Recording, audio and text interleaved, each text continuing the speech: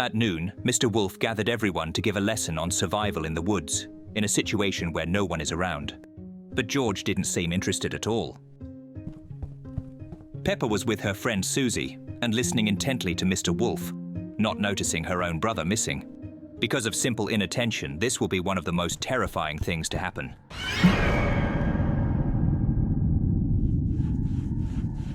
Starting a fire with sticks is a very difficult skill that requires a lot of patience, and Mr. Wolf was showing the kids how to do it.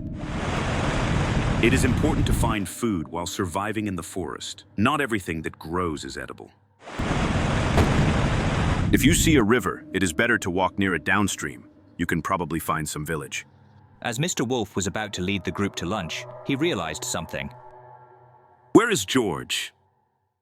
In the meantime, George had been carried ashore and lay there unconscious. Far away, the group started looking for George. They called loudly for him, but George would not have heard them even if he had been lying nearby. Pepper was ashamed of herself for not watching her brother. Evening came. It was getting colder in the forest.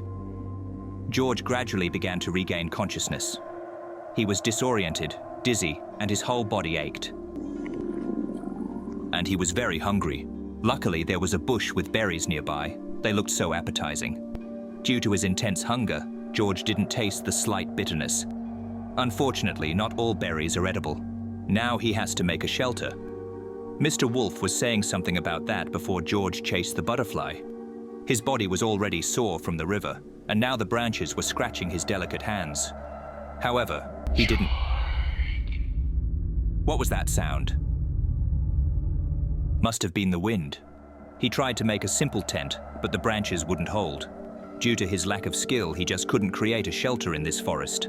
He just sat there waiting to be rescued for half an hour. But suddenly he saw a movement in the bushes. Are you trying to hide? He sees some pepper-like creature in front of him, but it's not her.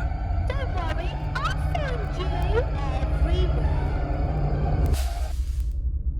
He sat motionless for a few more minutes, but nothing happened.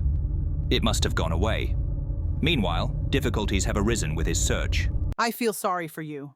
Unfortunately, I can't see anything from the helicopter at night, so we have to rely on Mr. Wolf. He knows the area well, and I'm sure he can find him even in the dark. George started to build a fire. He was very afraid of the dark, so it might give some sense of security. But he wasn't making any progress. After he tried to make a tent, his hands swelled up and he couldn't make fire with those hands. Instead, his hands got sore more. If he had known what Mr. Wolf said, it would hardly have helped him to build a good shelter, but at least he didn't make it worse for himself. Again, some rustling in the bushes. He was getting ready to run, but... George, why are you sitting here alone? You must be scared in here. It's a good thing I found you. The smell of you in these woods really attracted me. It took me a long time to make my way through the woods.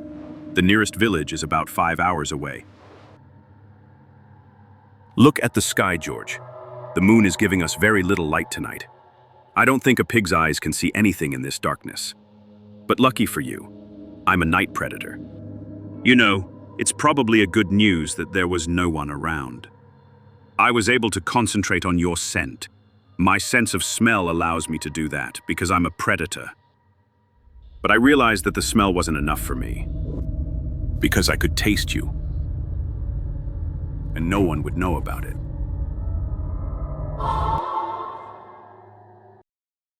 Again, something scary appeared to him. It was all because of the berries. They were poisoning his brain, causing hallucinations, but he didn't know it and stood there in panic. He thought that somewhere in the forest there was a wolf that wanted to kill him, and he had to hide and keep quiet. He only needed to find a suitable hiding place. Oh, there you are. Are you all right? We've been looking for you all day. He did not understand what was real and what was not. So the appearance of the wolf terrified him, and he ran. He didn't look under his feet, just like when he was chasing a butterfly. After falling off the cliff, he didn't have the strength to get up. He was exhausted from what had happened to him that day, and especially from the poisonous berries that were gradually killing his body. It was the end. The next day, the search continued, but George's body was never found. Maybe he ran too far away,